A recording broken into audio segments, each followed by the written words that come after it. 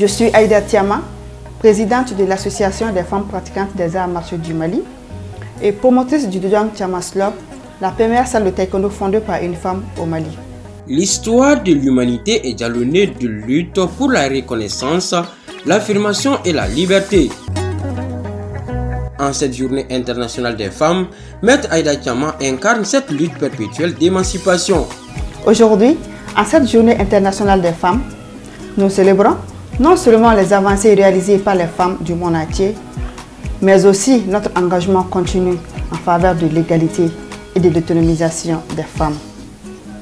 C'est une journée pour reconnaître la contribution inestimable des femmes dans chaque domaine, y compris les arts martiaux. Son engagement dans les arts martiaux, un domaine traditionnellement perçu comme masculin, relève une philosophie de vie. La force ne se limite pas à la puissance physique, elle est aussi mentale, émotionnelle et spirituelle. Voir nos jeunes femmes, nos filles gagner en confiance est une immense source de fierté. Fondatrice de la première salle de taekwondo créée par une femme au Mali, Maître Aïda Tiama ne se contente pas de transmettre des techniques de combat. Elle enseigne une révolution silencieuse, une transformation intérieure qui forge des femmes capables de se tenir debout face aux adversités. Nous savons que chaque coup de pied, chaque mouvement renforce non seulement notre corps, mais aussi notre esprit. Les arts martiaux deviennent ici une métaphore de l'existence. Il exige discipline, patience et persévérance. À celles qui doutent de leur force, je dis ceci. Les arts martiaux ne sont pas seulement une discipline physique, c'est un puissant moyen d'affirmation de soi. Ensemble, nous continuerons à briser les barrières et à ouvrir la voie pour les générations futures. Il s'agit là d'une quête perpétuelle d'excellence et d'harmonie, un apprentissage du résistant qui ne cède pas au cours de la vie.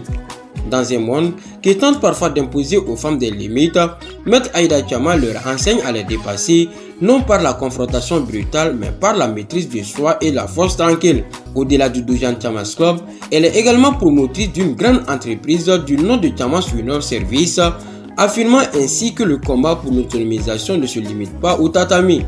En ma qualité de directrice générale de Tiamas Winner Service, j'ai appris que chaque défi est une opportunité d'apprendre et de grandir.